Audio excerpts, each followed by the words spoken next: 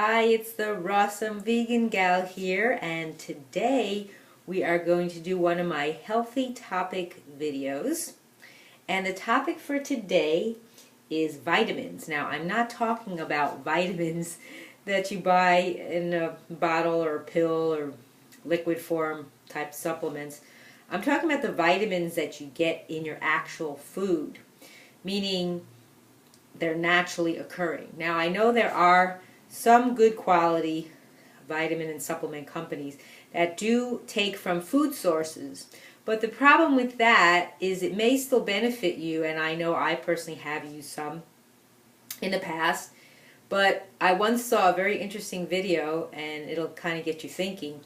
If you take a pill, put it in the ground, even if it's from a whole food source, and then you take a seed and put it in the ground, which will grow, which will actually create new food. Only the seed from the actual fruit or whatever the food source is. So that's why it's important for us to try as much as we can to get our nutrients from our actual food. So today we're going to talk about vitamins, and in the future we'll also talk about minerals. So we're going to go in order of the vitamins, and the first vitamin will be vitamin A. And I'm not really going to be talking about the amounts that our body needs, what's called the IU, the intended units, or something like that. I don't remember what it's called. But we are going to be talking about what is vitamin A, why it's important, and what food sources do you get it from, both fruits, vegetables, and nuts and seeds, and protein as well. But we're not going to be talking about meat because I don't consume meat. I don't recommend it. I've done a video talking about that if you want to check out why that is not a good source of consumption for your body. So vitamin A, what is vitamin A? It helps cell production, and it stimulates immunity and needed for formation of some hormones.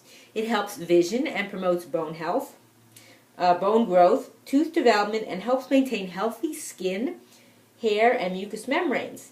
It's also effective preventive against measles. Now, I don't know if anyone has measles out there or is worried about it, but that's interesting to know. Deficiency can cause night blindness, dry skin, poor bone growth, and weak tooth enamel. Alpha-carotene, beta-carotene, and retinol are all versions of vitamin A. So that's good information to know. So what are fruit sources? Most fruits actually contain vitamin A, but these specific ones have a very high amount. And when you think about the carotene, that's because of the carotene in them. Okay, they are cantaloupe, grapefruit, the pink grapefruit more I would say, guava, mangoes, papaya, passion fruit, tomato, and watermelon. And I would probably also include persimmons, which are in season right now. And I love persimmons. So, and vegetable sources would be amaranth leaves, bok choy, broccoli, Brussels sprouts, butternut squash, carrots, Chinese broccoli, Chinese cabbage, kale, leeks, peas, pumpkin, rapini, spinach, squash, summer squash and winter squash, sweet potato, and Swiss chard. And some nut sources would be chestnuts, pecans, and pistachios. So now you can, as you're listening to this, you might want to write down some of that information. So if those are foods that you normally consume, or to try to add more variety into the foods that you eat, then you might want to add some of those in. The next vitamin is vitamin B1, or thiamine, and it is important in the production of energy. It helps the body cells convert carbohydrates into energy, which is what we need. That's what fuels us. Food is fuel, and it gives us energy. It is also essential for the functioning of muscles, and nervous system. Not getting enough can leave one fatigued and weak. So if you have issues with fatigue or weakness, you might want to include more foods with vitamin B1 in them. Note, most fruits and vegetables are not a significant source of thiamine, but I will again talk about them anyway. The ones that are a better source of vitamin B1. Avocado, boysenberries, breadfruit, cherimoya, dates, grapes, grapefruit, guava, loganberries, mango, orange, pineapple, pomegranate, and watermelon. And the vegetables would be asparagus, Brussels sprouts, butternut squash, corn, French beans, lima beans, okra, parsnips, peas, potatoes, spirulina, and sweet potatoes. The nuts, seeds, and grains actually is also in that list. Nut sources, but it's also seeds and grains. Brazil nuts, buckwheat, cashews, chestnuts, flax seeds, filberts, or also called hazelnuts, macadamia nuts, millet, oats, peanuts. Now, I don't recommend buying the regular peanuts. If you're going to get peanuts, you want to get the jungle peanuts. And I did a video, if you look up my videos that I did on Foods Alive, I talk about their products, and one of them I talk about is jungle peanuts. Pecans, pine nuts, which are also called pignolias, pistachios, quinoa, brown rice. The others I don't really recommend, the glutinous ones, so I'm going to skip those. And so that's for vitamin B1. So again, if you have areas of concern for energy, you want to include more of these foods. Vitamin B2, which is riboflavin. It's important for body growth, reproduction, and red cell production. It also helps in releasing energy from carbohydrates. So just like vitamin B1, vitamin B2 has those similar properties.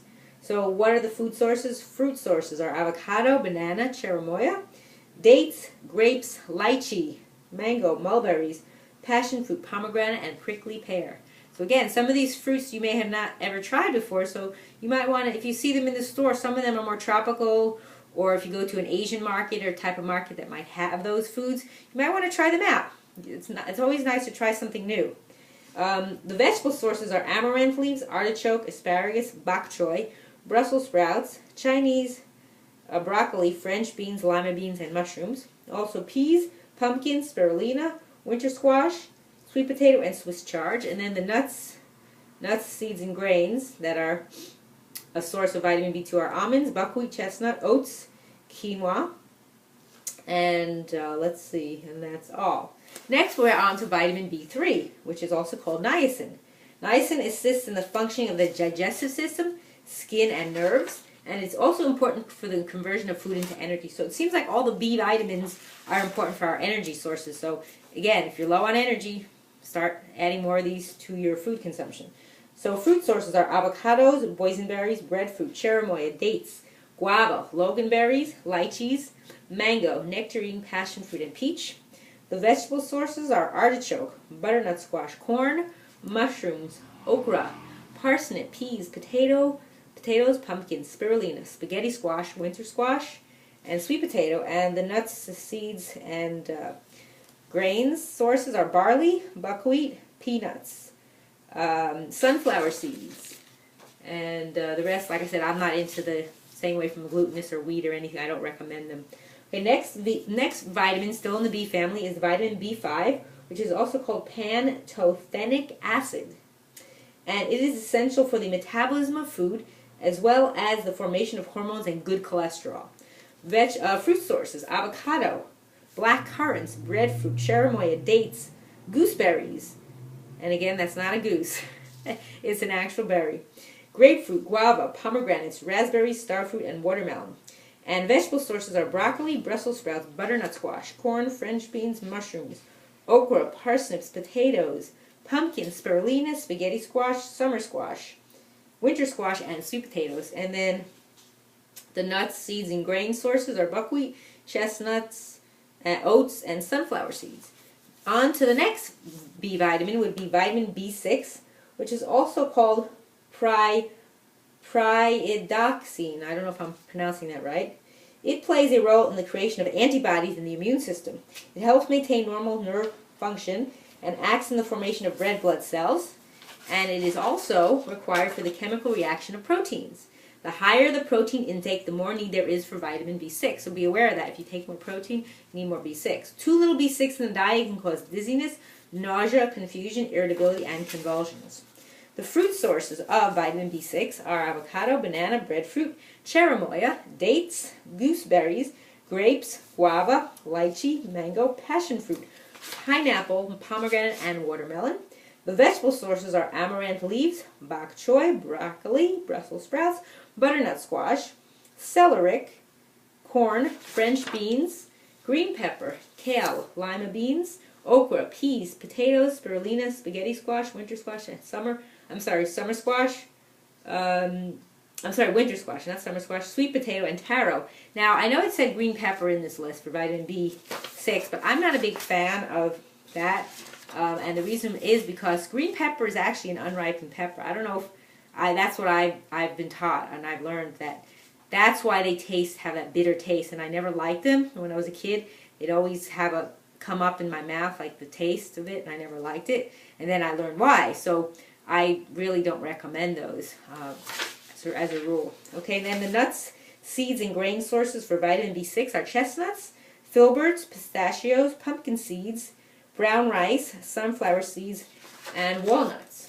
We are still in the B vitamin family, and now we're on to vitamin B9, which is called folate or folic acid. Okay, so now, folate and folic acid are both forms of B9. Folate occurs naturally in fresh foods, whereas folic acid is a synthetic form in supplements. So in foods it's called folate, as a supplement it's called folic acid. Your body needs folate to produce red blood cells as well as components of the nervous system. It helps in the formation and creation of DNA and maintaining normal brain function, and is a critical part of spinal fluid. It also has been proven to reduce the risks for an NTD-affected pregnancy, which is neural tube defect, by 50 to 70%. So be aware of that. If anyone out there is listening that is pregnant or going to be pregnant, folic acid is very important, or folate. Folic acid is vital for proper cell growth and development of the embryo. This is why it's important for a woman to have enough folate or folic acid in her body both before and during pregnancy. So the fruit sources first, are avocado, blackberries, boysenberries, breadfruit, cherimoya, dates, guava, loganberries, lychee, mango, orange, papaya, passion fruit, pineapple, pomegranate, raspberries, and strawberries. The vegetable sources are amaranth leaves, artichoke, asparagus, beetroot, bok choy, Brussels sprouts, broccoli, Chinese cabbage, French beans, lima beans, okra, parsnips, peas, potatoes, spinach, spirulina, summer squash, and winter squash. Then the grains, nuts, and seed sources are buckwheat, chestnuts, filberts, oats, peas, quinoa, and sunflower seeds. Okay, now the final B vitamin is vitamin B12. Vitamin B12 is important for metabolism. It helps in the formation of red blood cells and in the maintenance of the central nervous system. Vitamin B12 is the only vitamin that is available only from fish, poultry, meat, or dairy sources in food, which is actually not true. It is also available in, there's no significant amount in any fruits, nuts, seeds, or grains. It's only animal protein. But if you look online, there are companies that are doing vegan sources where you can get your B12. Or you can get B12 shots. So I don't agree with that you have to go to an animal source to get it. You can get it from other foods. Other sources. Like that you would need to supplement. They say, I've heard different stories that foods that are fermented might have some like tempeh and miso, but I've heard that it's kind of controversial. So you might want to look into that one. Next is vitamin C. And vitamin C is one of the most important of all the vitamins. It plays a significant role as an antioxidant, thereby protecting body tissues from the damage of oxidation. Antioxidants act to protect your cells against the effects of free radicals. That's very important because that causes aging, which are potentially damaging byproducts of the body's metabolism. Free radicals can cause cell damage that may contribute to the development of cardiovascular disease and cancer. Vitamin C has been found by scientists as an effective antiviral agent, so be aware. Vitamin C, very important. The fruit sources for vitamin C are black currants, breadfruit, grapefruit, guava, kiwi, lychee, mango, mulberries, orange, papaya, passion fruit, pineapple, and strawberries. The vegetable sources are amaranth leaves, bok choy, broccoli, Brussels sprouts, butternut squash, green pepper, kale, and Swiss chard. And then also as far as nuts, seeds, and grains, it says other than chestnuts, most nuts do not contain a significant amount of vitamin C. Chestnuts are in season right now, so you might want to go get some. And next is vitamin D. Vitamin D is known as the sunshine vitamin since it's manufactured by the body after being exposed to sunshine. 10 to 15 minutes of good sunshine 3 times weekly is adequate to produce the body's requirement of vitamin D. This means that we don't need to obtain vitamin D from our diet unless we get very little sunlight. Usually not a problem for children. Vitamin D is vital to the human body as it promotes absorption of calcium and magnesium, which are essential for the normal development of healthy teeth and bones. It also helps maintain adequate levels of calcium and phosphorus in the blood. Actually, vitamin D has a lot of other significant benefits to the whole body. And that's sunshine. Sunshine is actually healing. I mean, people get skin cancer and they think it's from going out in the sun. It's actually because the body internally has something wrong and it's coming out. When you go out in the sun, it causes it to come out of the body. The sun actually can heal skin cancer, not the opposite, which people don't understand. But the sun is really important for you. Now, what I've learned too is that when you go out in the sun, and unless you're going to take a shower, if you wash yourself and use soap, it takes a while for the vitamin D to be absorbed into the body, and it's actually a steroid. So, not what you think like the commercial steroids, but what happens is when you use soap right away on the body, it actually washes it off, and the body is not absorbing it. It takes I think it was, I'm not sure if it's 36 or 72 hours to be absorbed in the body. So you might want to check into that or get tested for vitamin D. You can do your own experiment. Get tested for vitamin D, see what your levels are, then start going out in the sun, exposing yourself as much as you can every day, little by little, and then go back and get tested maybe a few months later and follow the rules that I say where, I say when you take a shower, most time you're not like, rolling in like, grease or something in your work. So probably just the important parts of your body that need to be washed, your hygiene, to be hygienic, and the rest don't use soap on. You could still use water, but just don't use soap on like your arms and legs and everything. And then see if you do see a significant rise in your vitamin D levels. I actually have seen it happen myself, so I know that probably did make a difference. Okay, the next vitamin that's important is called vitamin E. Vitamin E plays a significant role as an antioxidant, thereby protecting body tissue from the damages of oxidation, just like our friend vitamin D. Vitamin D is also very important in that way. It is important in the formation of red blood cells and the use of vitamin K. Many women also use it to help minimize the appearance of wrinkles, and mothers use it to help heal minor wounds without scarring. It's valuable for its ability to soothe and heal broken or stressed skin tissue. Yes, vitamin E is very good for putting on the skin for scarring or anything, or immediately if you have any kind of bruise that had to heal, put vitamin E on right away. And you can buy the capsules. You don't consume them. You just pop them with like a pin, and make sure that the pin is actually sterilized. The way to sterilize that is fire. Fire will sterilize it. So if you have a lighter or something, and be very careful when you're holding it, just burn the end of it just a little bit to sterilize it, and then you could pop your vitamin E capsule and use that on your skin wherever you need. Okay, good fruit sources of vitamin E are avocados, blackberries, black currants, blueberries, boysenberries, breadfruit, cranberries, guava, kiwi, loganberries, mango, mulberries, nectarine, papaya, peach, pomegranate, and raspberries. And the vegetable sources that are good for vitamin E are butternut squash, parsnip, potatoes, pumpkin, spirulina, Swiss chard, and taro. If you don't know what taro is, T-A-R-O, taro is a potato, just in case you're wondering what that is. The good sources for nuts and seeds for vitamin E are almonds, filberts, pine nuts, and sunflower seeds. And on to the final vitamin that we're going to talk about today is vitamin K. Vitamin K is fat soluble and plays a critical role in blood clotting. So again, if you have had issues where you've cut yourself and your blood is not clotting, that means you're lacking in vitamin K. Because that's important, you don't want to keep bleeding. It regulates blood calcium levels and activates at least 3 proteins involved in bone health. Good sources of vitamin K in the fruit department are avocados, blackberries, blueberries, and boysenberries, Chinese pear, cranberries, grapes, kiwi, loganberries, mango, mulberries, pear, plum, pomegranate, raspberries, and tomatoes. Vegetable sources for vitamin K are alfalfa, sprouted alfalfa, artichoke, asparagus, bok choy, broccoli, Brussels sprouts, cabbage, carrots, cauliflower, celery, Chinese broccoli, cucumber, kale, leeks, okra, peas, rapini, spinach, spirulina, squash, winter squash, Swiss chard. And the nuts, seeds, and grain sources will be cashews, chestnuts, filberts, pine nuts, and pistachios. So as you see, vitamin K in the vegetable sources is a lot of green leafy vegetables, because green leafy vegetables are very high in vitamin K.